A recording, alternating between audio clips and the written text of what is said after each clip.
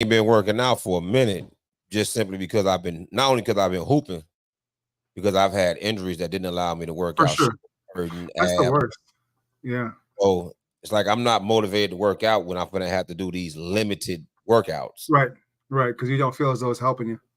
Well, not that I'm retarded, Joe. Like I do opposite shit. Like you would think, oh, I can't work out, I need to eat better. I'm like, oh, I can't work out, I might as well eat what the fuck I want. I'm gonna be a fat Just mom. Like, make hey, make it a double cheeseburger then. Just make it a yeah, double. absolutely. But my shoulders feel better. I've been able to do the bench with no pain. Little twin, but no pain. The biggest thing is abs because I love working abs. Like it may sound odd, but my favorite muscle to work is my abs and my traps. Because I want, you know what I'm saying? So I Yeah, couldn't yeah. do abs for over like a year damn near. Okay. My abs strain. So I've been able to work abs. I've been able to do the bench press. So I'm like, I'm going back full bore. I started intermittent fasting this week. I've been going hard on That's the. the key, man. That you'll find that you're gonna drop like that when you get that intermittent fasting. It's Well, remember big. the shape I was in previously before COVID. I was in great shape. Yeah, yeah, yeah. I remember that. Yeah, that's how I got there. So I'll be looking at that picture every day, like I'm on my way back. It's on every mirror in your house. Yeah, I done already told my wife. I'm like, listen, I'm back in the gym. Testosterone finna be up. I'm finna be horny. I'm just letting you know, Joe. Like, yeah, I'm coming back, baby. She like, get your ass out. I'm like, all right. You I remember how I never. was Yeah. when I was in shape? The stamina was there. The goddamn war in this motherfucker, though. Hell yeah. I've never been a big workout person, but as I've gotten older, and then now that I'm coaching golf, like I've got to at least maintain what I have, right, which requires me having to do. So I do more um, dynamic stretching because that's really what I need. Like especially for golf, right? Like I'm not going to get any longer, right? Pause. Pause. Right. Extra pause. I mean, listen, my wife doesn't want me to, but not here or there. Uh,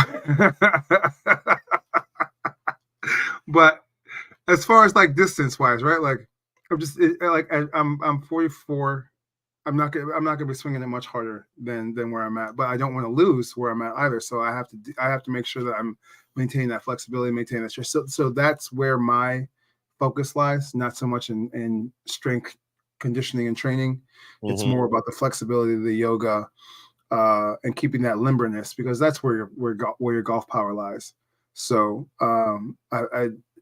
you don't realize how much that takes out of you, right? Because you're like, oh, I'm just gonna do yoga for an hour, and then you can't walk for 2 days, right? Because like, No, you know, I've been wanting to try yoga for a while because I have heard that yoga is it's uh when you're doing it, when you're doing it fully invested, it is so good for you. I mean, and when I say fully invested, like there's people that will just do the motions, but like you have to do it with the intent behind the breathing, behind the focus, behind the everything that comes with all the benefits that yoga brings. right. And you'll find, I mean, you just for me, I sleep better. I feel better in the morning. I'm still sore, but I feel better. So yeah, that's the extent of my gym. And then I'll go. I still put up probably 300-400 shots every other day. So You got what they call sense. I ain't got none of that. I ain't got none of that because I'm not supposed to live heavy, but I love Joe. I'm so it's competitive that that feeling, yeah. I just compete with myself. So I Right. still love it, but I got to do less because I'm getting older and my joints and shit can't take going heavy. Like last time I was trying to bench it like 365. Oh gosh, and I'm, in my life, I don't know that I've put up 365. I never thought I'd get there either. I wasn't even trying to get there. Be honest with you, like I didn't have a goal. It just happened because I be working like Right, I be curling the full stack. Goddamn it, like I like that shit, dog. But I know I'm supposed to go lightweight, more rest. But I'm gonna figure right. it out. I love it too much. But anyway, we ain't getting to our motherfucking workout routines. Uh, we got some. You never know who they'll inspire. You never know who they'll inspire. Well, real quick before we move on, I did used to get when I first got back into shape because I was heavier than I am now. I'm 275 when I started off. When I first lost the weight, I was 288. Okay. So I had a bunch of, and I didn't have the muscle tone that I have now. So I had a Right. bunch of people hitting me up like, how you lose the weight? But I ain't had no like secret sauce, dog. It Yeah, was just but great discipline and dedication. yeah, it's the simplicity of it, right? Like Yeah. it's pick something and do that thing 100%. Yep. So getting right to it, because we got some shit to cover. What you want to cover first? We got a few different things we can go through. What you want Well, to cover first? I've got as always, I've got a game on. I've got Dallas and Miami getting rolled right now. So we Miami can go already right got into the their chance. playoffs because every game, I mean, if you're looking at the standings, every game matters at this point, right? Like you win 2 in a row, like you could jump up to 4th, 5th in any league, on any side. Well, it's only 2 games left, right? Yeah, Yeah, Miami. So Miami blew their chances really to get to yeah, the 6th seed because they were supposed to beat, I think it was Indiana. yeah. They lost to Indiana. That blew their chances. Now, Philly's a game back of Yep. Indiana. So they need Indiana to lose 2 games and then to win 2, and they on a 6-game winning streak. But Indiana back playing well because they on a 3-game winning streak. So I don't think Indiana gonna lose 2 games. So I think the East is gonna, and actually Knicks 1 game behind Milwaukee. Yeah. Orlando and Cleveland 1 game behind the Knicks, and then Indiana is a half game behind Cleveland. So even with 2 games left, there could be some shuffling, which is actually why one of the reasons I named this podcast "These Dudes Scared," because I think people trying not to play Boston. Oh yeah, no, for sure. Nobody wants to get Boston in the first round. That's for sure. That's 100%. So how did the play-in work? If I'm not mistaken, the 7-8 gets Milwaukee, and the winner of 9-10 gets Boston. So no, it's the winner of 9-10 has to play the winner of 7-8. No. 7-8 the play-in game. And 9-10 is the play-in game, right? And that's how it goes? Yeah. So then whoever wins them 2, they play the 2nd seed, right? Yes. And then the winner of 9-10 play the number 1 seed. Yep. So then you're looking at the Bulls are gonna play against the Hawks. Like that's just a lock. You got the Bulls beating Atlanta in the play-in? Yeah, they can. That they can. You seen what happened the other night though, right? They look. You saw that Torrey Craig alley-oop to himself that Drummond thought was for him. And then it was like a comedy of errors. I was like, what is happening here? Right? But so you got the Bulls gonna have to play the Hawks, which I'm gonna put more on the Bulls defense than the Hawks offense. Just because is he gonna be back in time for the play again? They already got him practicing. I think so. I mean it's the end of the season, right? Like if you're at 80%, get out there. Right. So and then whoever wins that game is gonna play Boston. So Boston got a cakewalk in the first round. Yeah, no, for sure. No, that's a wrap. Milwaukee does not. No. Milwaukee can catch the 76ers if I think they lose the game. More trouble if they catch Miami. I think if Miami beat the 76ers in the play-in game, Milwaukee's in deeper trouble because Miami got Tyler Hero back, which means now when you got Tyler Hero and a rookie here, you got much more scoring than what teams are used to Miami having. And you know they're not going to lose their defensive identity. So I think Miami got that finals experience, and they feel like it don't matter what seed they have, they can be highly competitive. So I feel like Milwaukee, dog. I'm just looking at the roster right now. Doc Rivers got there. They ripe for upset. Yeah, no, for sure. They just haven't been able to put it together at all. They've been up and down. There's games where you're like, okay, like this is a team that can make a run. There's other times like this team might not make out the first round. And then, go ahead. I say like it's such a crapshoot. At least Boston has been relatively consistent because Boston will have lapses, right? Like, but that's just you're 15 games up, right? Like, so like those lapses are understandable, but you can't have the type of lapses that Milwaukee has, and then expect us to have confidence in that you're gonna No, make it run to the finals. that And then you look at the West. that Milwaukee had. Well, real quick, that in-season switch Milwaukee had of coaches is looking It's as terrible. terrible as possibly. Terrible. Real quick Terrible. before we go to the West, Yeah. assuming things stay the same, who you got against Indiana versus New York? Ooh. No Randall. The Knicks lost Randall for the year. That's huge. I don't think they have enough scoring. I'm going to take Indiana. I'm with you. Who you got? Orlando, Cleveland. Oh gosh. I know you're down on Cleveland because they got bullied and they got treated like stepchildren last playoffs, but I think they grew from that. And Paulo. If Spider's healthy, man, he's the best player on the floor. If he's healthy, he missed last game or 2 of the last 3 games. So, Cleveland going home. His health is questionable, right? But like, go home, and Donovan Mitchell don't want to be there. I don't even know why he didn't play. He know he gone. He leaving. I got Paulo in the second round. Okay, I'm gonna take Cleveland. I've pushed Cleveland as being better. This is their opportunity to show it. I'm gonna take them. Okay. Because if they win 2 and Orlando loses their next one, Cleveland jumps and gets home court. Now, if Cleveland gets home court, that's a totally different series. Because they're tied record-wise. Orlando just has a tiebreaker. Orlando will. Neither one of them playing that great, but Cleveland playing worse. They 3-7 out of their last 10. Orlando 5-5. Needs is burning the world up. We'll see. I know Philly want to get out that playing spot real bad, but I don't see it. Yes.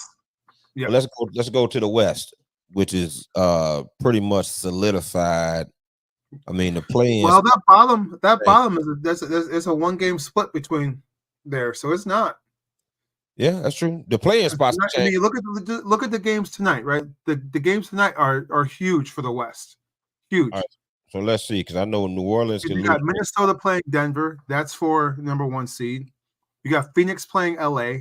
Phoenix loses that game, they're going to drop to the 7th seed. Yeah, but who New Orleans playing? They are off tonight. Phoenix already the 7th seed. You mean New Orleans? New Orleans 6, Phoenix 7. Yeah, so I'm sorry. Yeah, so they would drop to the 8 if they lose. So who's playing? Phoenix play the Clippers tonight. Yeah, you're right. Yep. So the playing teams could change, and you're right. That Phoenix had the chance to take New Orleans' spot. Yep. I mean, and as much as I was pushing New Orleans for the last 2 months, they decided to just shit the bed the last 2 weeks.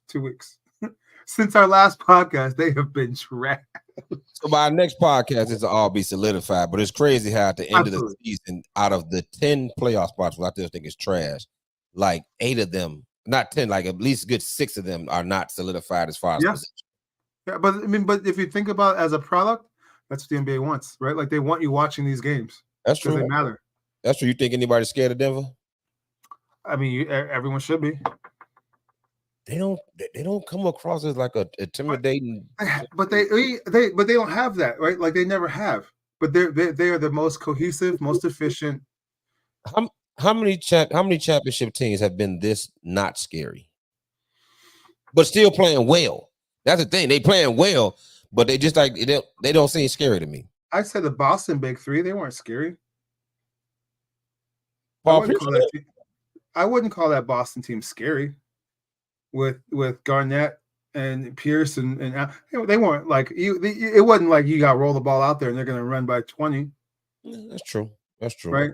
I mean, you had teams like that 73-9 team, scary, right? Like, I mean, even bronze championship with Cleveland, like Cleveland wasn't scary. No, you're right. That's a fact. They had Kyrie and they had Braun, right? Love on and off with his injuries. Right, but like everyone liked it, and this is the thing that pisses me off with the way people talked about Kevin Love, like he was just a number getter in Minnesota. He was a baller. Period. He was like Bosh. You gave up your killer status. Exactly. Which like, but it doesn't mean he wasn't that dude. Right. My So man Real said Denver gonna turn it up come playoffs. Well, yeah, they're a championship level team, but I think they yeah, can be beat. I think they can be beat, but they probably gonna end up back in the final because the two teams that's the two other best teams in the West are young as shit, which is Oklahoma and right, Minnesota. right, So let me ask you this, because we don't know who gonna be going. I don't want to have a ton of conversation about who we think gonna win. Welcome, we don't know who gonna end up in what slot. But right. Yeah. who you got for MVP? That's tough. I mean, I feel like it's got to go Tatum, right? What? I feel like No. best player in the best. Who? Where? FGA. I I like it. I like it. I don't think he's gonna get it. SGA is number 4 in scoring, leading the league in steals. He's the only one of these teams, not the only one, but he may end up with the number 1 seed in the West without having another all-star on his team.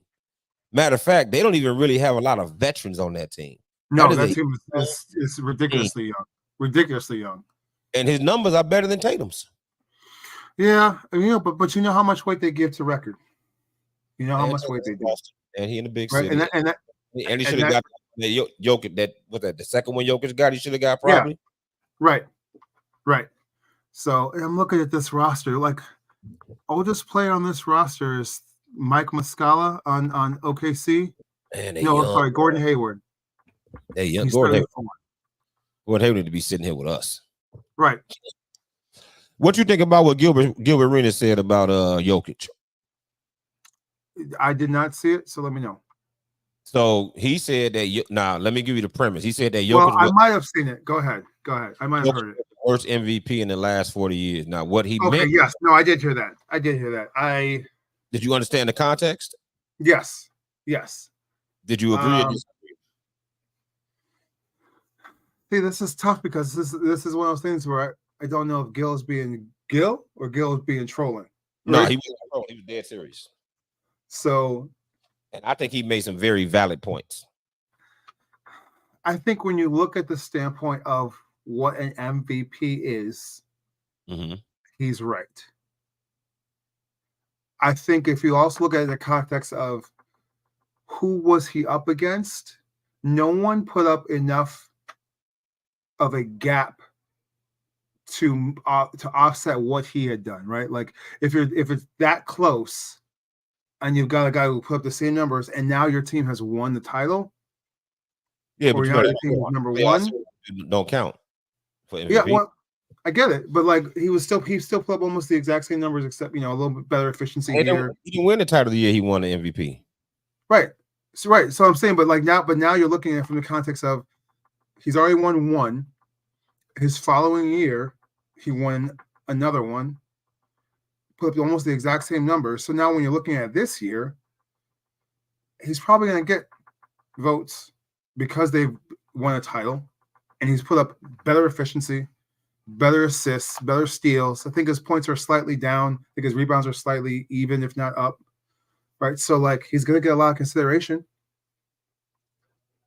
When I heard it and he explained it, I was like, damn, he got a point, because he was basically saying multiple MVP winners was what he was saying. And he was like, his basic point was this: the years that Jokic won, he said, typically, if your team is not a top 5 team in the league record-wise, you have to do something amazing. Right. Absolutely. MVP.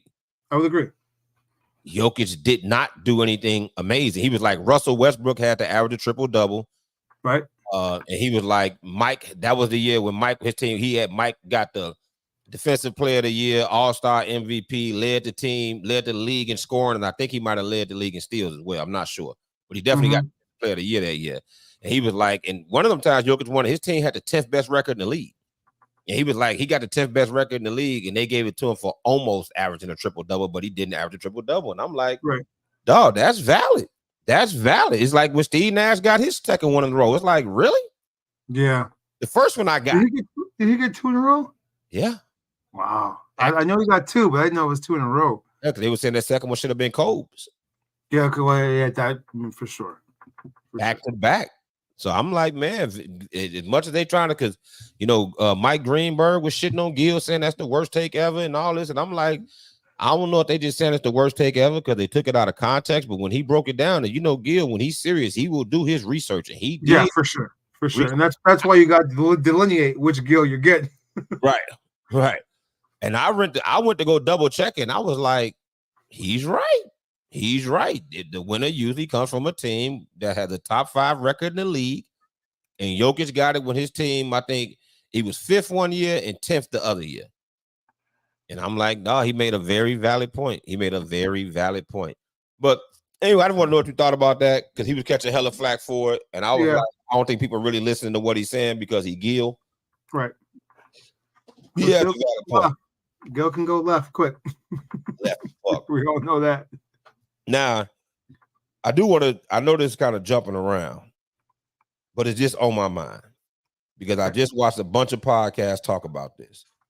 Why is all these NBA players scared to say Bronny ain't no pro?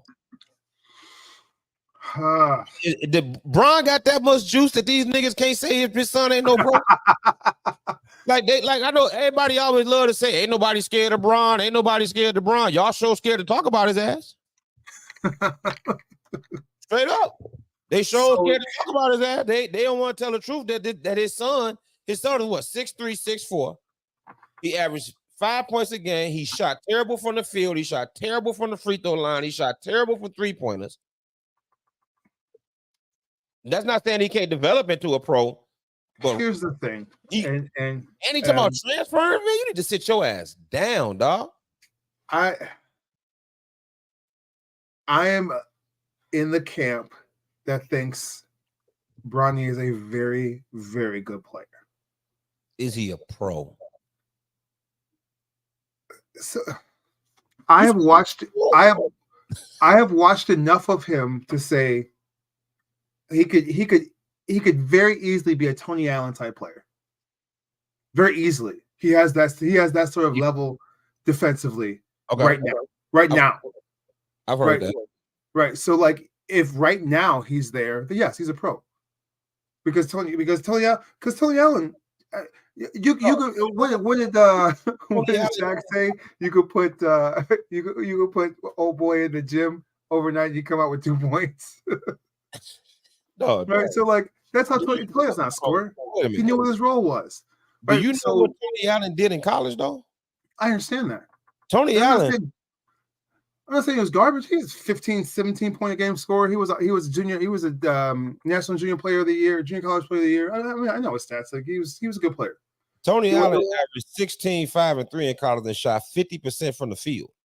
Yeah. You talking about he was a scorer, not a scorer, but he obviously showed the ability to score in college, but he's a defensive player in the NBA. Bronny shown none of that. So how many players who this is where I disagree, because you have to look at the context of the team that he played on. Right. Team was ass. He was? The team was ass. Well, yeah, no, I'm talking about the totality of it, like from high school on. His college experience is a wash for me. The second he had that heart issue, it's a wash for me. Because you can't judge him off of 15 games, 20 games. You can't. Right? Like he had there was a very real point where he thought he was not going to play again. Let's just be honest. Kyrie didn't know games and he went number 1. What's that?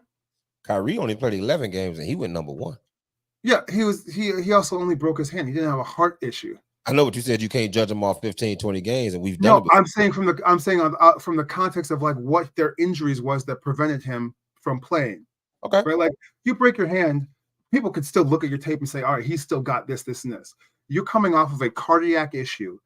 You don't know how hard you can go. You don't know your conditioning you can go. You just don't. Right. Okay. So like everything is going to be on eggshells because you don't know how hard you can go. I'm going off of what I watched him do. And there's cats that will say he didn't do much in high school. That dude was on a superstar squad. He didn't have to do much. A superstar. Right. I watched him play probably 25 games in high school. I can guarantee you that is 5 times more than the average person watched him play. 10 times more. I watched him play in high school. Right. he like if he were on a team where he was not with 4 other first D1 guys, 2 of which will probably be picked in the next 2 drafts, right? He is the number 1 player on that team. He's averaging 26, 27. He's getting the numbers everyone wants to hear. Right. Man, I can't honor that when you're a McDonald's All-American. He got that's how, but that's my point. That's how good everyone else saw him. Man, he probably had the worst stats out of all the All-Americans. I was trying to find them too. I was trying to find the stats of the other McDonald's All-American because I would bet that everybody on that team averaged like 20 and 10, 30 and 12, something like that. I wouldn't doubt it. When they're averaging 15, 5 and 5, 15, 5 and 5. But you know what? Of those 28 All-Americans called 14 each side, he probably has second or third best IQ, probably the second or third best athleticism, the best defender, without a doubt. He was the best defender in high school, without a doubt. You watched him more than me. I'm gonna go with what you say. I think he got to play another year. I think he need to stay in college and prove himself. I absolutely think. I think that the announcement for the draft is posturing, right? Like it doesn't hurt you to throw your name out there, right? If someone thinks that you're enough to where you're it's like you're worth what someone's going to pay you. You're worth what someone's going to draft you, right? True. Put your name out there. Right. If someone sees you as being a first-round pick and you go through your workouts and after your workouts you've busted everyone's butt and they're like, yo, he can be a first, boom. There's no sense in going back. Okay, right? So where's Zach going in? What's that? Where's Zach Edey going? Zach Edey's not getting drafted. No, I would be shocked if Zach Edey got drafted. He's getting drafted. If it is, it's second round. Getting drafted. If it is, it's second half of second round. He ain't no worse than Brook Lopez. He is nowhere near the shooter, nowhere near the pick and roll defender that Brook Lopez. First of all, Brook Lopez was not a shooter until late in his career. Right, he developed that for sure. And Brook Lopez is not no good on is not agile in pick and roll defense. He is better than Edey. Edey is one. I mean, there's the reason why him and like who's the cat from Illinois last year, Kofi Cockburn. Kofi Cockburn, you look at him as like that. There's no way that dude's not a first round pick. That dude, he is so slow-footed left to right. The way the league is, there's no way he's going to get eaten up. You put him in a pick and roll with Chet and SGA, he's done. I know that this is a guard-heavy league, but the best teams in the league, big as shit. Minnesota, big.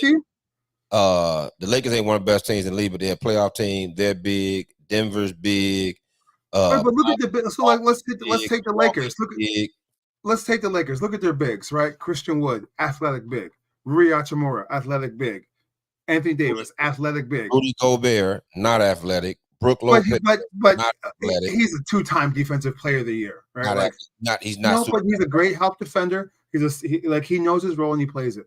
Zach Edey, he ain't as slow as Zach Edey. That's true. I say he going bottom of the first round, top of the second. You think he's the first? I think somebody's going to take a chance on him for the fact that he's. Do you drink? We might have to put a ball on this. This might be the first bet we have. He's 7'4", not 7'4". He's 7'1", 7'2", 7'2", yeah. 7'2". He can score on the post. Yeah. He can rebound and he can block shots. Okay, I get it. All right. So I think just off that alone, he's worth some team giving him a chance. Bottom of the first round, when the bottom of the first round of the draft is going to be a bunch of reaches any goddamn way. Okay. I mean, and top of the second draft, but to say he going on draft, that's crazy. And this is one of this. I really only frequent one NBA draft site because they have on average been the most accurate. Who is that? And that's NBADraft.net. Okay. They have him. I want to say they have him undrafted. No, I take that back. 2 weeks ago, they had him before the tournament started. They had him undrafted. They've moved him up to 42nd now, which is late middle of the second round. No, that's the top of the second round. That's the 10th pick in the second round. It's 32 draft picks. It's the 10th pick in the second round. Yeah. See?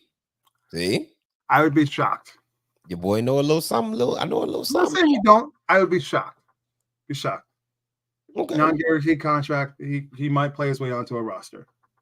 But speaking of college teams, we ain't got to talk about the men's finals because they bust their ass. Yeah, no, UConn was so good this year. It was an unfair fight. UConn is the Detroit Pistons, Rip Hamilton and them of the college basketball. Yeah, they're so good. They're They so don't have good. a dominant player. Who their best player? Cotton, whatever his name is. Castle. Castle. Castle's probably the best player. Yeah. Castle's probably the only one on that team that got even a chance to go pro. No, their center will get drafted. He's a much better mobile big than Edie. First round? Higher than Edie would. For sure. Maybe. Sure. Okay, I'll give you that. But him and Castle. But the rest of the dudes, they Detroit Pistons, dog. They got a bunch of good players, but they good college players. None of them are killing. Yep. But yeah, that's the thing. They're good. They're long college players. Hold on, some of those guys might sneak. Edie gave that dude 37 and like 15. Yeah. He killed dude. Yeah, he's also a senior. Yeah, but he killed him. He put a 30 piece on Buddy. Yeah, but who didn't he put 30 on though? He averaged like 29 and 15 in the tournament. That's what I'm saying. That's what I'm saying. Like, no one would say he had 40 something one game. Hey, I got some good news for you. I heard that Kareem Abdul-Jabbar, you know who that is? Yes, I do. Yes, I do. Oklahoma. You know he went to play ball. He can ball. He can ball. Life to come out of Oak Lawn High School. I've never heard of anything after. I didn't even know Oak Lawn had a high school till I came south. I drove past it one day, like, oh, they got a high school over here? Joe, I've never heard of nothing coming out of Oak Lawn. But I heard from a dude who grew up with him that Illinois, your school, U of I, has a $500,000 NIL deal to get him to transfer there. Oh, wow. He's going to end up at U of I this year. I heard, and Buddy, I know Buddy from hooping. His kid is a hooper. He's from that area, and he say that's why Buddy in the transfer portal, he's going to U of I. Some people say he's going to St. Joseph's with his coach, but I think he want to go to a bigger program. I mean, he can. He's got more than enough talent. Right? Like he can ball. He can ball. He's slow. He crafty as fuck though. Yeah, that's it. He is. I'm not making this comparison at a skill level. It's an IQ and using your talent level. He's a Luka type player. Luka is slow. He's highly skilled. Yeah, Luka is slow, but like his change of pace, his IQ, the way he repositions after he back, like his pick and pop game is ridiculous. It's ridiculous. So yeah. I mean, I'd love to see him go to Florida before he goes to Illinois, but that's neither here nor there. So, listen, we don't got to talk about. But Michigan. Yeah, UConn was just too good, right? Like they just were. And then if we're just gonna make the easy transition into the women's game, it's really frustrating as someone who is an actual like. I love basketball. Period. Me too. Doesn't matter. Men's, women's. I'm not one that feels need to validate my fanhood of women's basketball. I watch it, I go see it, I enjoy it. The amount of people that go out of their way to shit on women's basketball for whatever reason to whatever end is exhausting and it's frustrating and stupid. People, what you mean? I thought women's basketball was getting a ton of love right now. They're getting all the love in the world. As a sport, it's getting love. As a individualized, like people taking out Angel Reese, taking out Caitlin Clark, like taking these just personalized attacks, like these women have gone and kicked their dogs. Right? I feel like Caitlin Clark versus Angel Reese was a race thing. It was. I feel like they got the same demeanor on the court. They both talk shit, trash, but they made Angel because she black and they Caitlin the princess because she white. They are the same. They're the same player. Same. Right? And I say from it's you're right. It's from the demeanor. It's not game style. It's their demeanor. They're both hyper competitive. They both talk trash. They're both the opposite of what like this dainty look that people want to have around. Reese was the only one they was calling classless and all that bullshit. Right. They weren't saying that shit about Caitlin Clark. Right. If you ever watch Caitlin Clark play at all, her 4 seasons there, that woman talks so much trash. So much trash. Oh. I love it. I don't watch a game like you do, but I watch a couple games. I think Paige Brooker better than Caitlin. Oh, Brooker's is nice too. But I mean, like she has a handle. She can walk you down the block. smart. We're saying all this knowing that Juju Watkins is like, hey, Juju Watkins would kill both of them in a couple of years. Juju Watkins, bro, she's so good. She's a monster. Even in the game she lost, I'm like, Joe, she missed at least 6 or 7 makeable shots in the lane. They just weren't falling, but they could not stop her from getting to the lane. And she got whatever she wanted. She's a monster. Yeah, she is. She is 4 years. She for the 8. Yeah, they all them chicks talking shit. Them chicks hating on Caitlin Clark coming into the league. They ain't on Juju. Right. Yeah, see, that's the other part of it too, right? Like you have all these players in the WNBA, like, oh, yeah, it's easy to get off against 17, 18-year-olds. Like, wait till you get to the league and you're playing grown women, right? One of my favorite players the last decade is Sabrina Ionescu, right? Who's in the 3-point contest against Steph Curry. Mm-hmm. She was a monster in college at Oregon. She was a monster, right? Like, did whatever she wanted, right? I didn't see one single article, one single quote, one single blurb about, oh, just wait till she gets to the league. She'll be playing full-grown women. She won't be doing that stuff against us. Her second game, Sabrina, had a 30-point triple-double. Walked into that league, I think, and gave them business. I think the resentment towards Caitlin Clark is because she's getting all this pub. And this is what my opinion is. You watch women's basketball more than me. But to me, Caitlin Clark is the great white hope who brought white people back to women's basketball. And that's why I think Cooper Flagg is going to be the male. Listen, whatever Cooper gets, he can get. I don't care. That dude is ridiculous. I'm just telling you. I'm telling you. But I understand. I understand what you're saying. But like, let's look at the scope and the landscape of women's college basketball. If we're talking about the best players the last decade, half of them are white. They are. Sabrina Ionescu, Kelsey Plum, right? Like you've been like, I mean, that's just the two off the top of my head. I'd have to go a little deeper to get more. So like, it's a gang of white women's basketball players that's good. Yeah, absolutely. I mean, yeah. I mean, we have touched on Cameron Brink. I've seen her play once. I've seen her play a little bit. I don't know. So like using Caitlin as a racial scapegoat, so to speak. But it's lazy. It's ineffective, right? Because you have Sabrina just came out last year that was ridiculous, and she's as white as they get, and she's not lesbian, just like Caitlin isn't, just like Kelsey isn't. I think Kelsey might be. Oh, maybe. I don't know.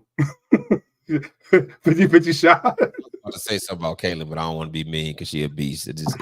Let it go. I know where you're going. Let it go. I wasn't gonna say that. Let it go. But all you got to do is Google Vera DeMilo. Okay, stop it.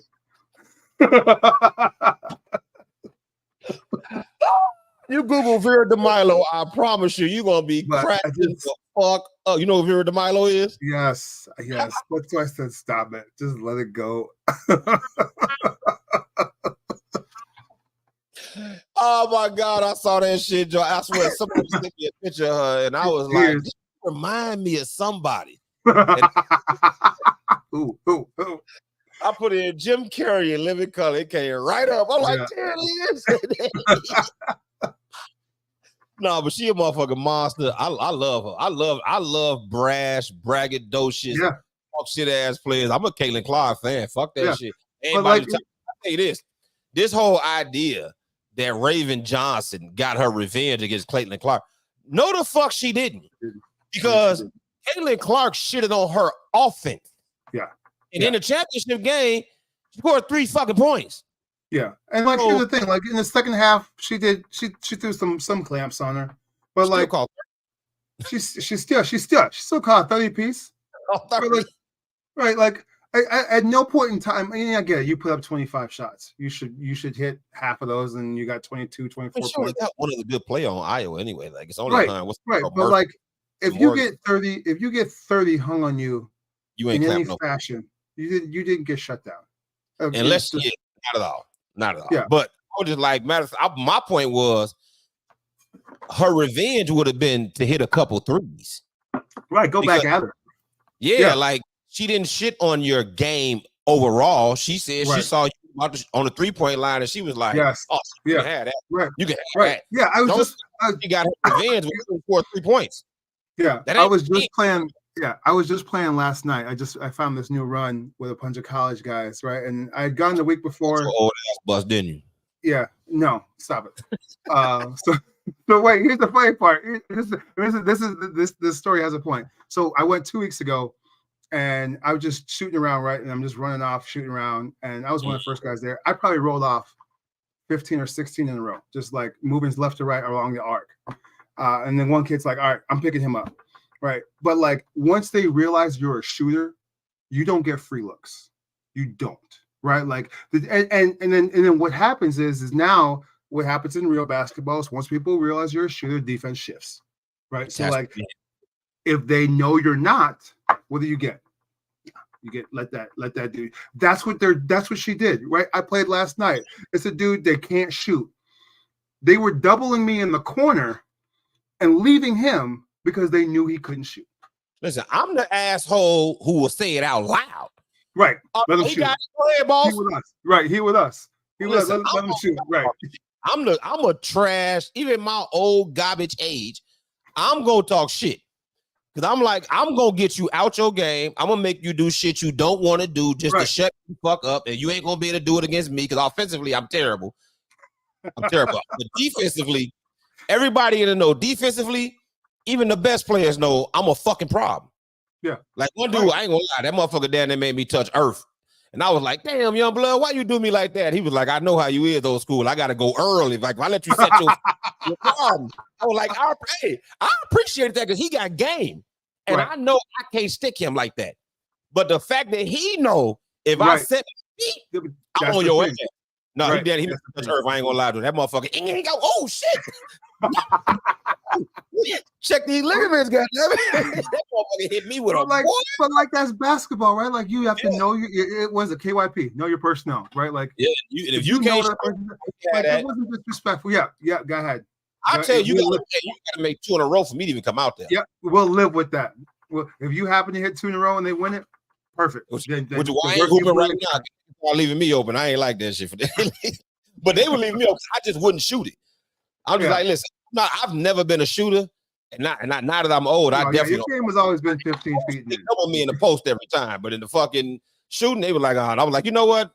I got to start shooting this motherfucker, at least make them respect us. After I start shooting a little bit, they wouldn't leave me so. But at first, they was like, oh, he good out there. Like, God damn it. Like, I refuse to shoot it, G, because I'm like, man, I know I ain't never been no great shooter. I'm old as shit right now, God damn it. I told you all the injuries I had. I'm like, nah, but I was like, but let me get that bitch down low. Yeah. I'm gonna calm down there. But I ain't gonna lie. I enjoyed the women's game a lot. I didn't hardly watch none of the men's game, but I watched. Honestly, I've never watched women's basketball. I'll be perfectly honest. I've never watched not the WNBA, not college, and I watched at least 3.5 full games in the tournament. Like I was locked in. I was trying to come home to catch get the games. Yeah, for sure. I wanted to see Paige Brucker, Caitlin Clark, and Juju. And I did see Angel Reese too. And Angel Reese, she gave motherfucker like 20 and 15 on a bad. Right. She had 20 rebounds in the semifinal game. Nobody talked about it. Yeah, she nice. So I think the women's game in a good spot. Yeah. The men's game, they have no stars. They trying to put up this dude as the Chinese Steph Curry or whatever. I'm like, Jordan from Indiana. I think he's on Indiana. You're not calling nobody Steph Curry in college when they averaging 15. I don't give a fuck how he shoot. I know he got a flame. I know he does. But Steph Curry in college was a fucking monster. Yeah. And don't call nobody Steph Curry averaging 15. Right. Let him get up to at least 18 to 20 because I get it. I get the way he shoot, but nah, I can't do it. I can't do it. No. Like that's an insult to Steph Curry because Steph Curry was averaging like 28, 29. Yeah, he was up there. He was in that 26, 27-ish range somewhere in there. Shit, that's why I mean when Steph Curry's senior year, when he learned how to dribble, I said, "Oh, this dribble." Yeah. Oh shit. Yeah. When he got that little yo-yo in and out, man, he could dribble his first 3 years, but his senior year, he came back he came back. Somebody told him, "You're gonna have to run point in the NBA." He was like, "I got you." Bet. Bet. Don't you worry about it. I'm not gonna be Jimmer for that. Don't you fucking worry about it. Yeah. And to your point, just to wrap it up, there aren't any stars right now in college basketball, and I think there is a confluence of the fact that you have to stay for a year.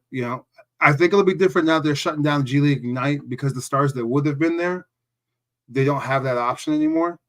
So it's like, are you going to go college?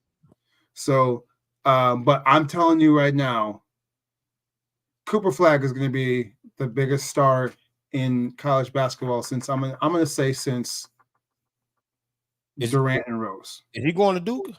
Yeah, he's going to Duke. What was he this year? Was he a senior this year? Yeah, junior.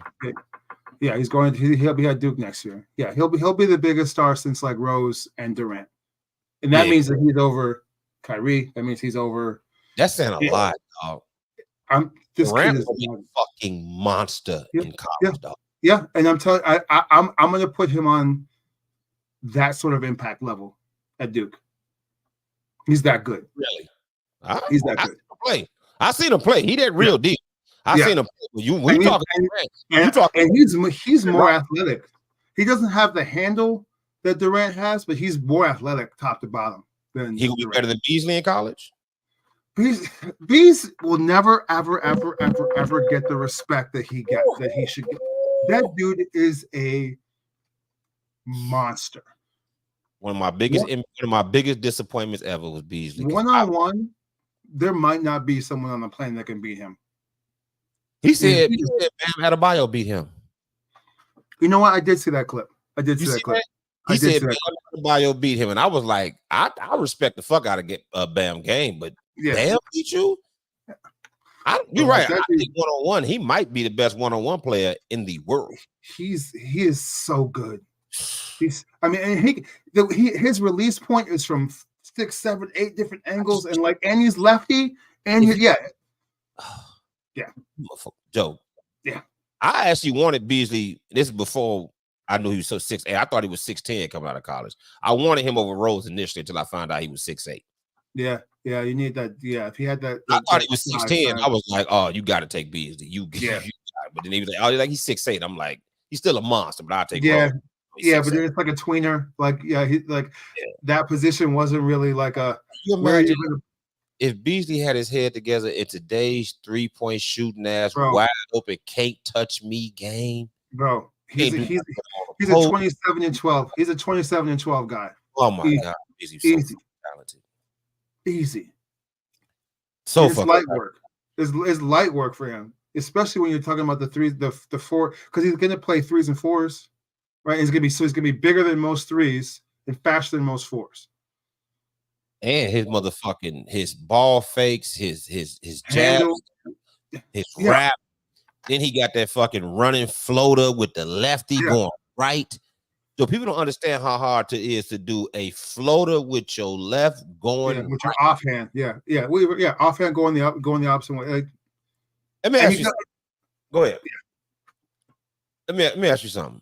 What do you think of Kyrie, man? As a person or as a game?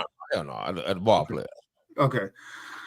Where do I begin? I think that he is exceptionally skilled. I also think he is highly overrated.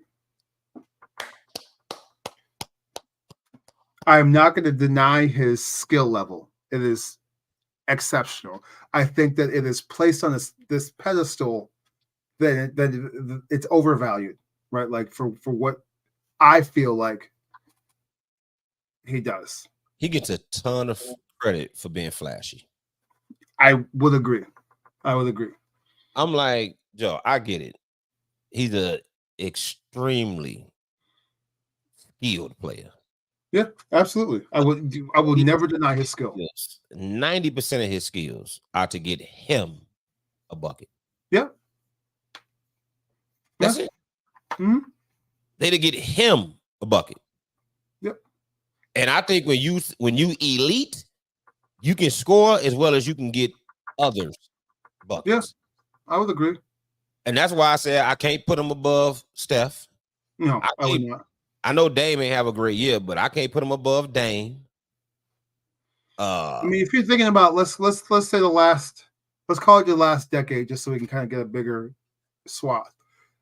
He'd probably be 4th or 5th depending on how you want to swap it, but like Rose, Dame, Steph.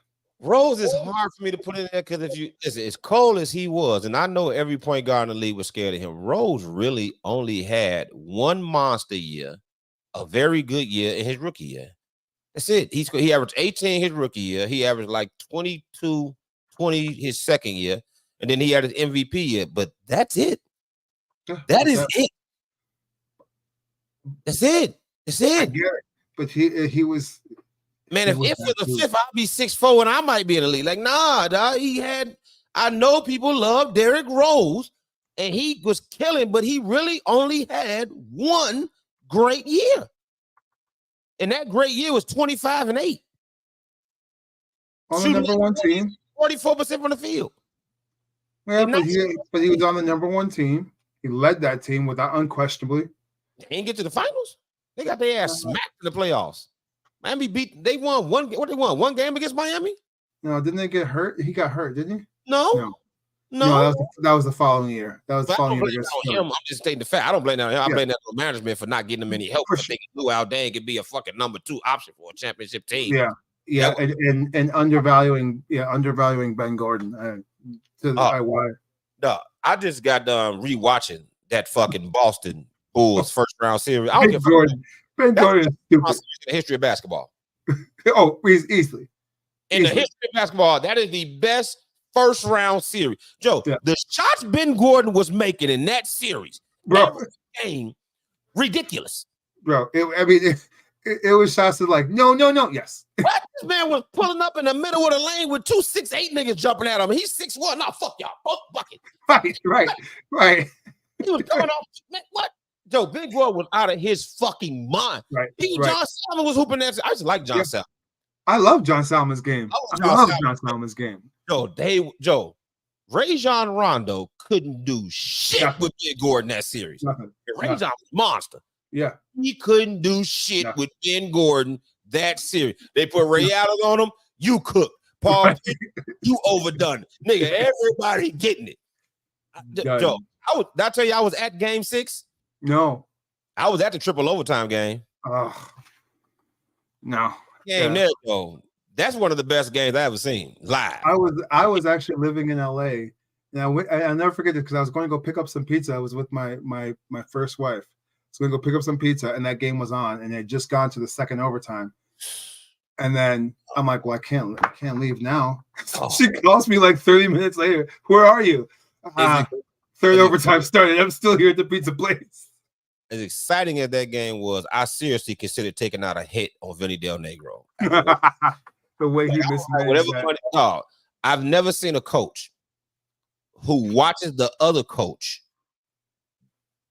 do something to perfection, which was he kept giving Ray and Paul Pierce the ball at the top of the hash and then setting a pick for them. Yeah, it was the nail cuts right down the middle. And on the other end, he was like, Ben, go one-on-one.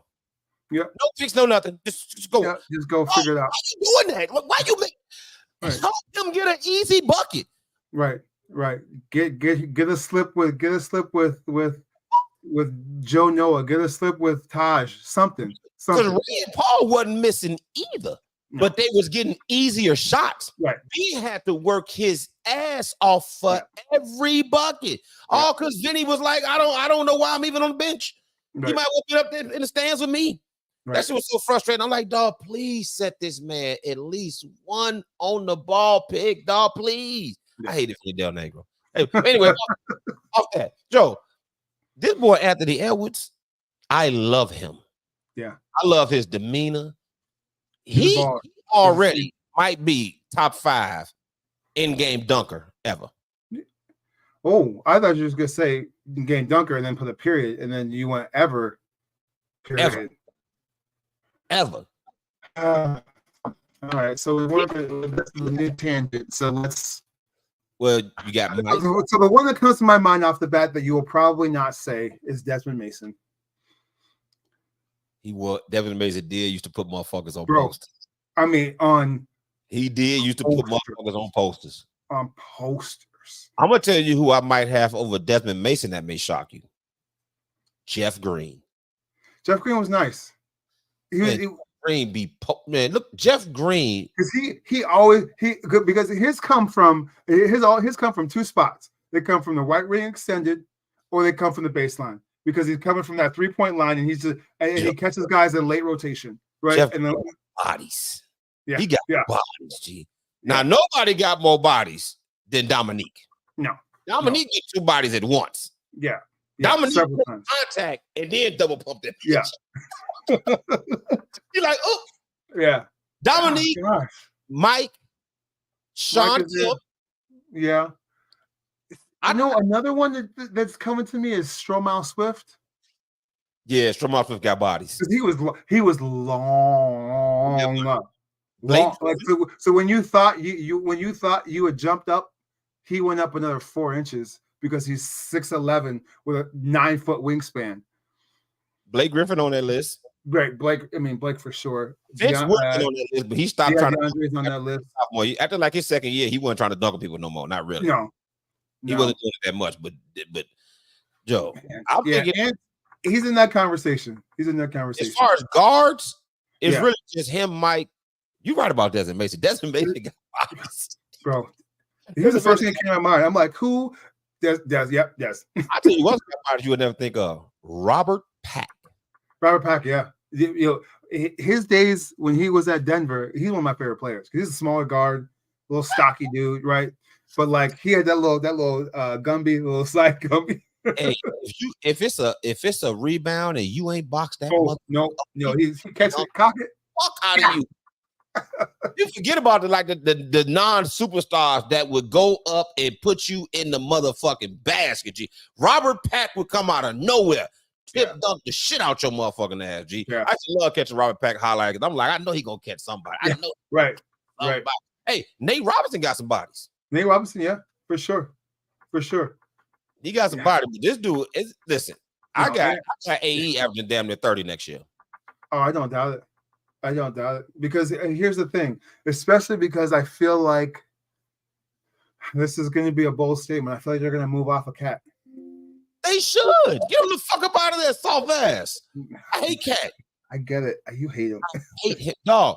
I hate him because he's supposed to be up there with Embiid and Jokic. Yeah. He got the talent. The only thing, he's not that quick of foot. No, but he has a better handle than both of them. He the best shooter out of all 3 of them. Oh, for sure, without a doubt. Yeah. He done let Sabonis pass him now. Matter of fact, I might take Buddy in Houston, Sabonis over him. Bro, Sabonis. He's good. What about Sagoon in Houston? Sagoon is nice. No, listen, I always talk about Embiid in the post. Sagoon right there with him. His footwork is ridiculous. It's nice. Yeah. You see what he did to Embiid to Wemby? Oh, had them on skates. Oh, he even said it. He was like, "Hey, I'm putting that long motherfucker underneath the basket." That's exactly what he did. Yeah. He didn't he worked him underneath the basket. Yep, had them on skates and then just turn through that little shoulder and just. Yo, motherfuckers sleep on dude. They sleep on dude. That motherfucker footwork is phenomenal. Yeah. The big man is coming back, and I love it. But it's a different look. It's a different look though, right? Like it's not that like, throw it into him, repost it. No, it's a he can take you out, face you up, and then walk you down if he needs to. Like, but the best big man is scoring in the post. Sabonis is a post player. Sagoon is a post player. Yeah. I know Embiid don't go down there as much as he should, but he's unstoppable in the post. Even Jokic, when you piss him off, he's gonna walk you right to the block. He's gonna walk you right to the block. If he missed 2 shots in a row, he's walking right to the block. Yep. And that's why I hate Karl Anthony Towns. Because he misses 2 in a row, he'll put up 3 more threes. Oh, he's soft. I just don't like soft big man. Dog, that punk is supposed to be. Dog, that punk only averaged 20 points a game this year. He was hurt for a bit. But even hurt, he was still only giving you maybe 22. Yeah, maybe. But like, look who he's with though. He's with Ant, who's gonna get. Yeah, but before Towns got hurt, Ant was only averaging like 24, 25 when he got hurt. He was at 27. But before Ant got hurt, Ant was only putting up 24, 25. Yeah, but like, I mean, if you look at the rosters of all the bigs, right? Like, who has a player of Ant's caliber on their roster against opposite? Closest is probably Jamal Murray, maybe. Oklahoma. But who's The team with big men. Oh, yeah, Maxey on his way. Maxey's on his way. I will 100% agree with that. He's on his way, and that's a surprise, right? Like I love seeing guys come out of nowhere. That's a surprise to you. He killed. I see him last year. I knew he going. No, I'm just saying from watching him at Kentucky. Oh, okay. I didn't see this. I saw him being a good player. I saw him being a great two-way player. I didn't see him being a guy that got 350 burgers. I didn't watch him in Kentucky like that, but when I saw him play last year, I said they need to get rid of Hard because young. Oh yeah, for sure, Harden was out of there. No, the second Harden got hurt and Maxey came in, that was a wrap. Harden's numbers were his days were numbered. I think the league gonna be interesting that shit because I think some players are about to move around. This offseason is gonna be interesting. It's gonna be really interesting. Gone. I think Donovan Mitchell gone. I think Cat gone. And those Bulls are gonna gut. Bulls are in a full gut rehab. So are they really? Zach's still just in Vooch got what 2-3 more years? Yeah, left? but DeMar's gonna be gone. Donovan's gonna be gone. Who? Donovan's gonna be gone. Billy Donovan, he'll be out of there. Oh yeah. So you think the Bulls should try to go after Hurley from UConn? I don't want another unproven coach. I don't know. Here's the thing. I think that there are so many great assistant coaches out there that have the ability to be great head coaches. Are you at that level that like going to go pluck somebody from college? I don't know, man. I'm the Bulls is perpetually any team run by Jerry Reinsdorf is just gonna be ass. Yeah. You're a White Sox fan. That's a solid segue right there. We can acknowledge that. That was good. I like that. Ain't you a White Sox fan or you a Cubs fan? No, come on now. It's Cubs. Right, okay. You see the White Sox? They're ass. Oh, they're terrible. Terrible. They're so bad. It's terrible. They're so bad. I'm like, they were like 2-9. They're so bad. And they're 2-9. I think they might have the worst. Let me just say it before I say it. What, the worst run differential? Oh yeah, no, by far. Yeah, they minus 28. Ass. Yeah, minus 28 in the American League. They're minus what? They're minus 28 in the American League, and the only team that's worse than them is the Marlins, who are minus 33. Damn, no, they minus 29 now. I'm looking at it right. Oh, that must have just updated because are they playing right now? No, Colorado the worst. Colorado is minus 35. Oh, I didn't scroll down. Jesus Christ, but they at least have 3 wins. Colorado. That's true. The Sox even have that. That's true. The White Sox only got the White Sox. No, Miami only got 2 wins too. Oh, they're terrible. They are terrible. No, I mean, here's the thing. At least when the Cubs did their rebuild after the championships, right? You saw talent. You saw guys that had the ability to like, all right, if these guys get better, we can have, a playoff team that can build into a contender. I don't see that on this roster or in this farm system at all. I don't think they have it. They don't have no talent. I had no talent on that team. Nothing. It is slim pickings over there. And like terrible. And the Cubs, I mean, it's tough because I'm seeing a lot of the same issues of last year as blowing. I mean, the Cubs led the league last year in blown 5-run leads. They've done it twice already this year. They got waxed today too. They lost 10-2 today, San Diego. So, when I'm seeing that under 2 different managerial teams, I don't know how I feel about it. It's early, I get it. So I don't want to jump the gun on council. But the whole tenure under the last man, I'm forgetting his name. Used to be our catcher. What was his name? Ross. I knew they was gonna be ass. Like that was just we don't want to spend no money. That's all that was. Yeah. We don't want to spend no money. We spent a whole bunch of money on the fucking stadium and all that shit. Now we just want to rake in the benefits of having won a title. So we're gonna let this player coach. I was like, y'all just don't want to spend no money. Yeah. That's all. But I'm hoping we've passed that point now. They should have recouped. Yeah, I was gonna say I'll give them that yes, I acknowledge they absolutely did that, but Yeah. in that window, they backfilled with some vets, and they got a lot of really good young talent. Really good. I'm gonna tell you the problem I have with the Cubs, and that is we haven't had a top flight pitcher in a very. I was gonna say, but you better say the pitching because it is. I could not tell you who our number one is. Dog, I'm for years we ran what you call it out there as our number one pitcher. Hendricks, the last couple of years. At best was a number 3. Right. Yes, but he was. Yeah, he was playing as our number one because that's who we had. Right now, Stromal. Yeah, he was our one. No, Strope, not Strope. I'm drawing a blank. It's Stroman. Yeah, so like he was a guy that we thought was going to be our one. What? But why would they think that? I didn't think when they first got to, I'm like, dude ain't no number one. He was with the Blue Jays, right? Yeah, and I'm like, he wasn't no number one with the Blue Jays, and he ain't no young pup. I don't even know why they got him, but thinking he was ever gonna be a number one. He ain't a number one, and he never was gonna be a number one. He's too fucking inconsistent. Right. I know he's shit, but he don't got control like that. Right. He too inconsistent. He'll throw a fucking shutout one game. Next game, goddamn it, to be allowed 2 runs, and the game after that, he give up 10. Yep. He just loses shit. So even looking at what we have here, I did like what I saw out of the Japanese cat that we have, Shota Imanaga. Yeah, I did like what I saw out of him. Justin Steele just went on the IR, so he's out for 2 weeks. I don't know yet. I just don't know what he's gonna be yet. Like, he one of them dudes to me that he gonna be like a number 3 his whole career too, in my opinion. That's I watching him pitch. He gonna be a number 3 his whole career. Javier Assad, he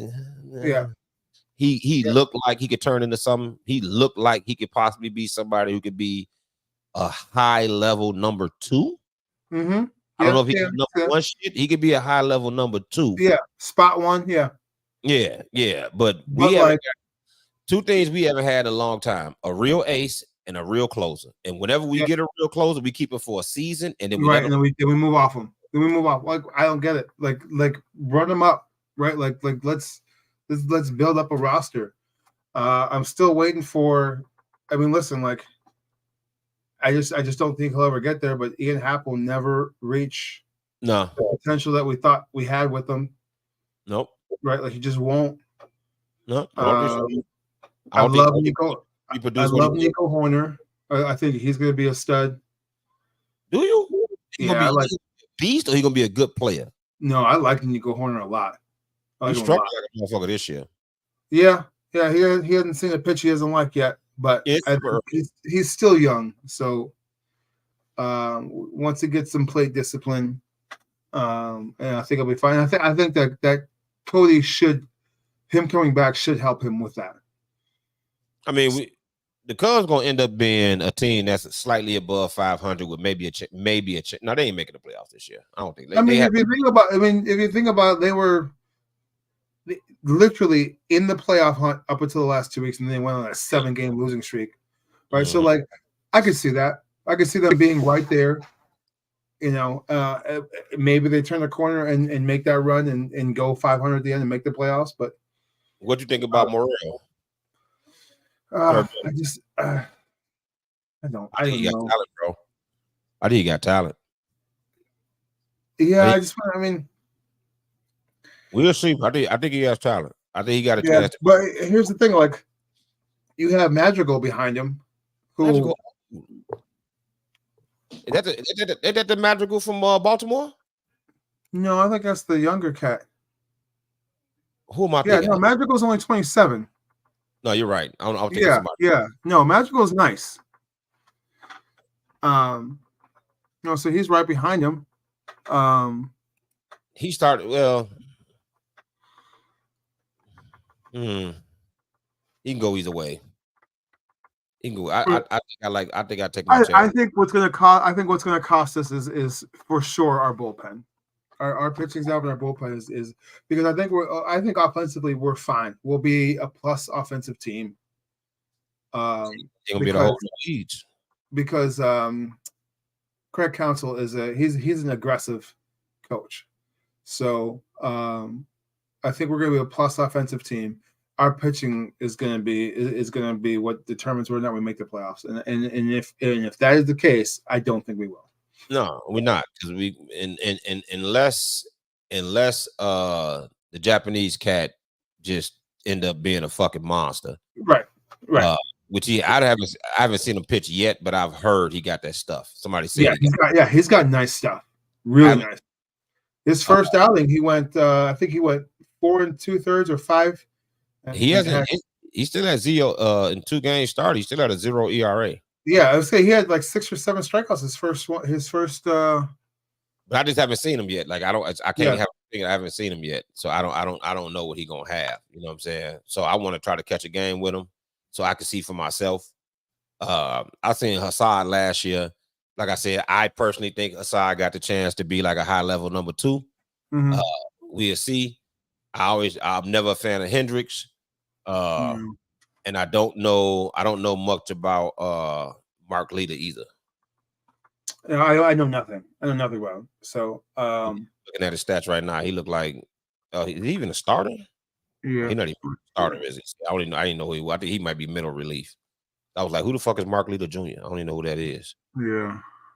I'm looking at who we got as our starting pitchers. We got the Japanese cat, Shada, we got Xavier, we got Jordan Wicks, Kyle Hendricks, and then there's I guess we trying Smiley will be in there. He's old, but Drew Smiley will be in that rotation. They got him as middle relief right now. Yeah, but he's a spot starter. I mean, he's been around for a little bit. Yeah. But I mean, we're really long in the tooth in our best pitchers. What do you think? I've never seen him either. What do you think about Jordan Wicks? I haven't seen him. Wicks is nice. That dude he's got some heat. Yeah, I haven't seen him. Yeah, he's got some heat. I just started watching Cubs games. I haven't started watching Cubs games to the end of last year. Because I was like, after going through what I went through for goddamn it 30 years, I just and watching them win a title and then compete for the next 4 years. Yeah. And then starting all over, I didn't have a stomach for it. It's exhausting.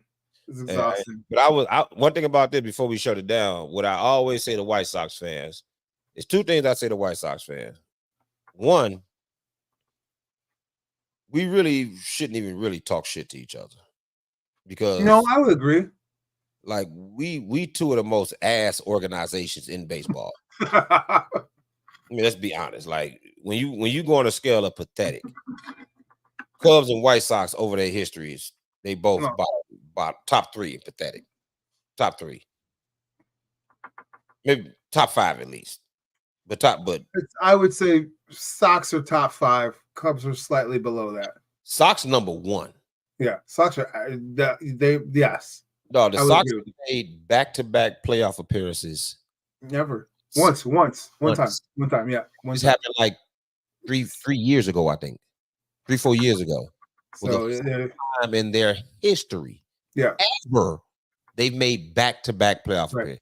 That's fucking pathetic. And the other reason I say they should never talk to Cubs fans, even though we asked to historically, because they won a title and went right back to being ass. Right away. Was competed for the next 3 to 4 years. Right. Like we were in it. We got a couple division titles about that bitch. Yeah. Oh, absolutely. Yeah. I mean, we went back to the NLCS.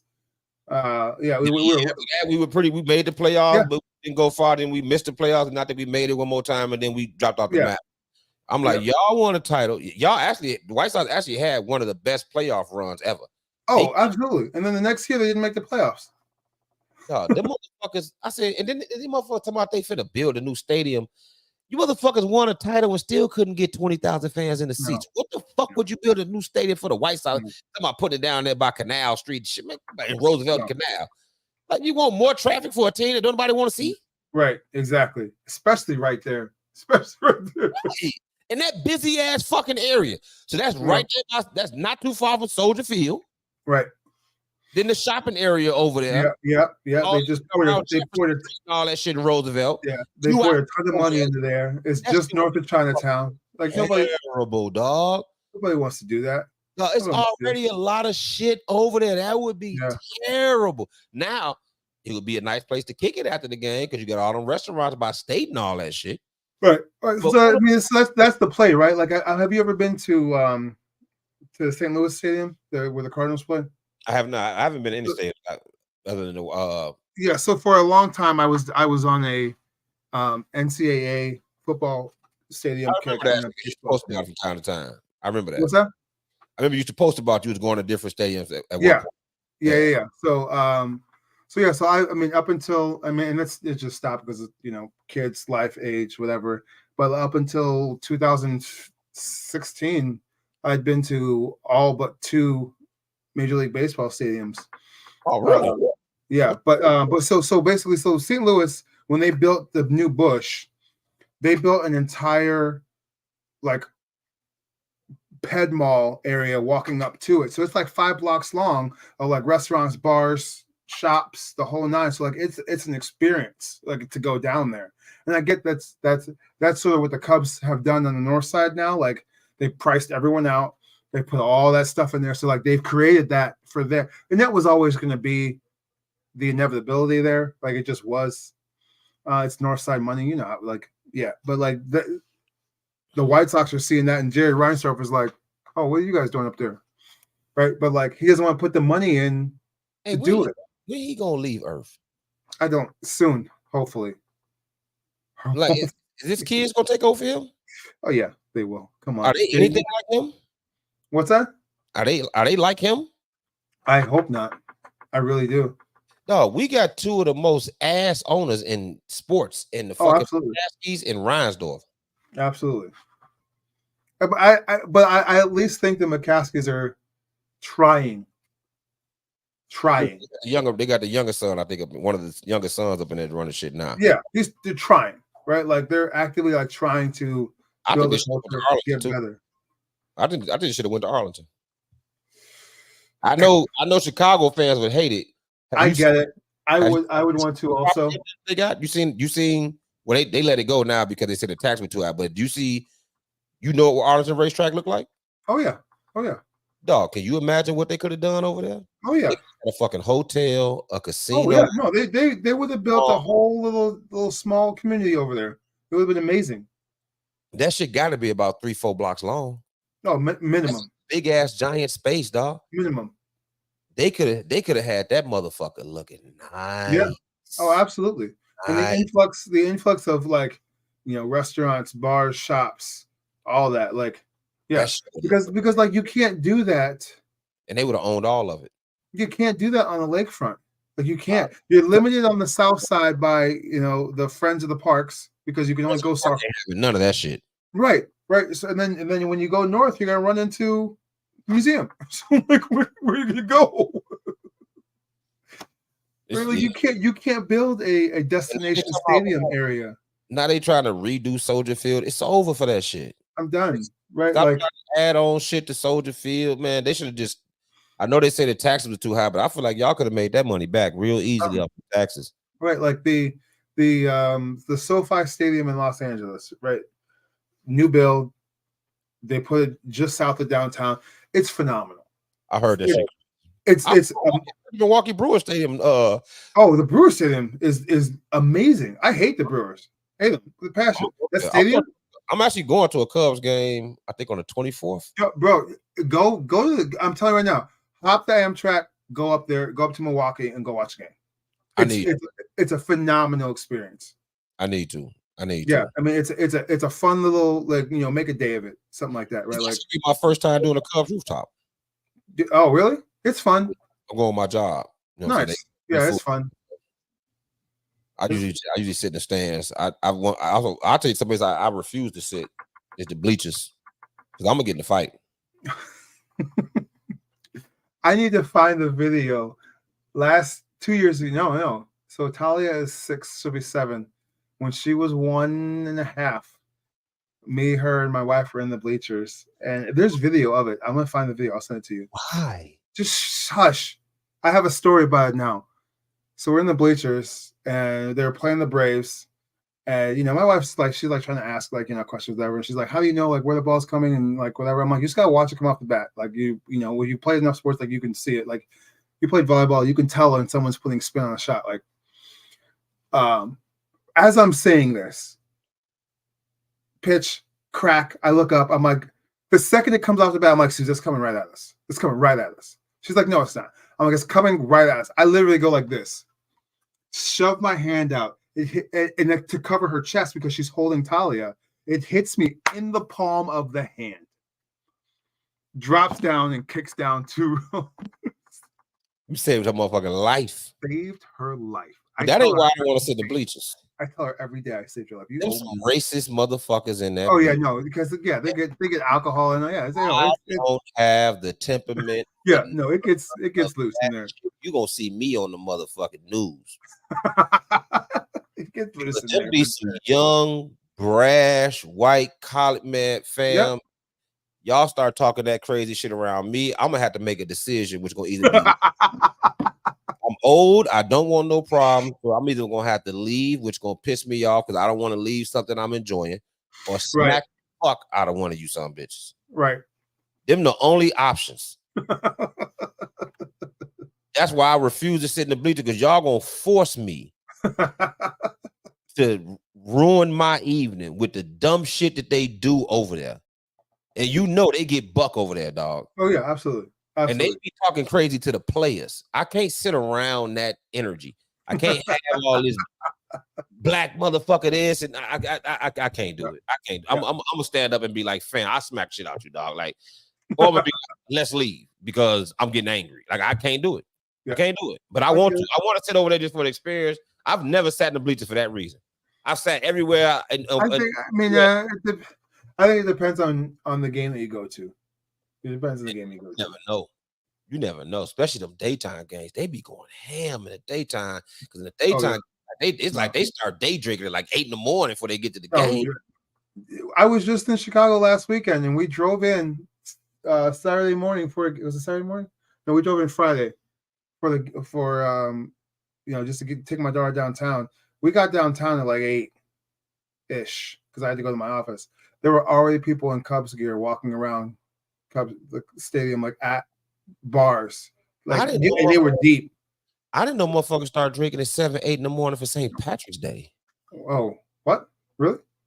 I've never. That's cats that don't leave the bar for midnight. I never kicked it for St. Patrick's Day. I ain't Irish. I don't give a fuck about that shit. I don't. Yeah. I'm not even a drink. They get crazy. But then they just sit around the fucking river for like 9 hours. Just Yep. Just with 3 or 4 flasks or the Gatorade bottle full of alcohol, just getting loose. Yeah, that's boring as fuck. When you're drunk, it doesn't matter. Drunk and high or drunk and on something. I guess that's why it ain't for me. That's why it ain't for me. It's why I'm old. And I stick with old nigga shit. Damn it, I'm not sitting around nowhere for 5-6 hours doing nothing but drinking. That don't sound like no good time to me. Like, well, it's all about the company, I guess. Depends on who you're there with. Enough company in the world, goddamn it, just sit around. Nothing. Like, they just doing nothing. Like, literally nothing. They're not moving. They just, I'm like, the river ain't no greener. Right. It's like, usually really cold. No, it ain't for me. I understand it. It ain't for me. Anyway, next week, we're gonna see what these playoff teams looking like. Yeah, we'll have that playoff picture clear. When's the draft? April 4th? April 25th. We're gonna be close. Well, I don't want to do no football talk today because I already know by the time we come back next week, it's gonna be crazy. Yeah. And I'm still holding out hope. Just so you know, we know what we hold out hope for. Yeah, Jane Daniels. Just I know you're trying. I know we're trying to leave. I am shocked the Bears did not take the Commanders trade offer. That was real? I've seen it on 2 other outlets that confirmed it. That seem like reputable sites. Really offered that? That's crazy. Because Caleb Daniels is from DC. Ain't the Commanders number 2? Yeah, but they want to get their guy. Dog, they finna give up 3 first-round picks to move up 1 slot. Yep, that's true. If the Bears turn that down, fuck the Bears. How would you turn that? How could you turn something like that down? I don't, because they want Caleb Daniels. They want Caleb Williams that bad. He better be what the fuck motherfucker say he is. That's at that point. That's where I'm at. Right. He better be what they say he is. But I'll tell you before we go. I do not get why everybody's so up in arms about Justin Fields. Like, motherfuckers still angry. Like, we just gave away Joe fucking Montana. Like, like no, He ain't Joe Montana. he ain't Joe Montana, Joe. Like, like, fucking relax. Like, I'm like, did he win something that I missed? Did I go into hibernation and miss the fucking championship that Justin Fields won for Chicago? For you motherfuckers to be so angry he gone? Like, do y'all not realize not a single team in the NFL wanted him as a starter? Not one. They all wanted him as a backup. Yep. Yep. And we so mad? Yep. Man, fuck out of here. I mean, I ain't saying dude ain't got a chance, but he might learn under Russ. He'll be a starter. He'll end up being the starter in Pittsburgh. He will. Next year. Not yeah, this next year for sure. Russ ain't washed. No, he's not washed, but I think next year he beats out Russ. I think Russ might have a good year, to be honest with you. Yeah. I mean, he's got some of the best weapons he's had since Seattle. Right. So who they running? The running back is the cat from Alabama, Najee Harris. Najee Harris got game. Yeah, he's nice. He's got two really good receivers. He got Fryer move for tight end, right? Yeah, he's got two really good receivers. He's got a great tight end. So it has the best defense he's played with in a long time. Pittsburgh might be decent. Pittsburgh will be good. Russ might have a nice little comeback, motherfucker. Yeah, he'll be in that 41, 4,200 with 28, 29 touchdowns, I think, somewhere in that range. We'll see. But let's go and get up out of here. Yep. Motherfucking 9:30 on the real. But I ain't gonna lie, I am excited about the playoffs because I just think that it's gonna be a great playoffs year. Early rounds, motherfuckers are gonna be going the fuck at it. Yeah. I can't wait to see OKC in the playoffs. I really can't wait. I want to see Anthony Edwards unleashed. I think Anthony Edwards is putting up 30 in the playoffs. I mean, well, here's the thing, like, and this is why it makes it great, right? It's you're getting schemed on for 5 straight games, 6 straight games, right? How do you counter? How do you play? How do you come out? Right. So, like, this is the first time he's ever going to be. But he got something else. He got something SGA don't have. He got Mike Conley over there. Yeah, for sure. And we all know what type of Mike Conley he's the truth. Mind, leadership. Yeah, he's what they call the pros pro, right? Like he gets it. SGA is basically leading a team of kids. Yep. Why I think he deserves talented kids, but they're kids. But that's why I think he deserves MVP because he leading a team of kids and he a kid. He's not a kid, but what's his 4th, 5th year in the league? Yeah. And he's only 23. Most people playing with him are younger than him. So they're gonna be fun. I think they're gonna be fun a while, but I don't think they're gonna do that well in the playoff. Most of them never seen it. They don't know. They don't. I mean, Williams ain't ready yet. Chet ain't ready yet. But Minnesota got Gobert, who's been a bunch of playoff games. Yep. Towns is back, right? Yeah, Towns will be back. They got Towns, they got Conley. They got Jaden McDaniels. They got a long athletic team who, when they scheme, they got one of the best defensive teams in the league. And I think Anthony Edwards wants to be the face of the league. Yeah, so you see him going off. Yeah, show motherfuckers, I'm that dude. Like I'm really that dude, and he finna act the ass in the playoffs. And he is one of I'm telling you, you watch when he be going one-on-one with a motherfucker, he is trying to bust your ass. Oh yeah, absolutely. He like you can't. And when he turned the corner, it's over. He's done. It's done. It's a wrap.